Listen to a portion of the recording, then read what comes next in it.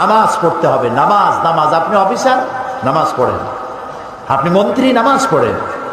আপনি এমপি, নামাজ পড়ুন। চেয়ারম্যান, নামাজ পড়ুন। ছাত্র, শিক্ষক, মেয়ে লোক, পুরুষ লোক, মুসলমান, নামাজ নামাজ। নামাজ হয়ে গেছে, দোকান বন্ধ করে দাও। মক্কা শরীফ, মদিনা শরীফ যায় দেখেন, যখনই আজান হয়ে যায় সব দোকান বন্ধ করে দেয়।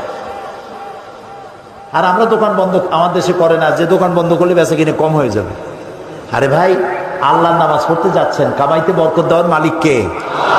আপনি নামাজের জন্য দোকান বন্ধ করে যে নামাজে গেলেন, এই যে সময়টা গেল, হতে তো পারে নামাজ পড়ে আসার পর একজন খরিদ্দার এমন পাবেন যাতে ওই সময় যত খরিদ্দার আসতো একজনে সব কিনে নিয়ে যাবে। হতে পারে না?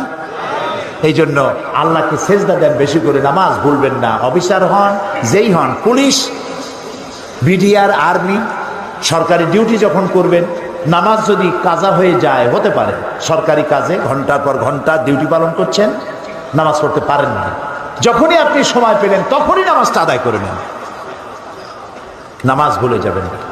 আচ্ছা, আজকে কি আমরা এই ওয়াদা করতে পারবো যে জীবনে আর নামাজ ছাড়বো না? পারবো? যারা পারবেন কেবলমাত্র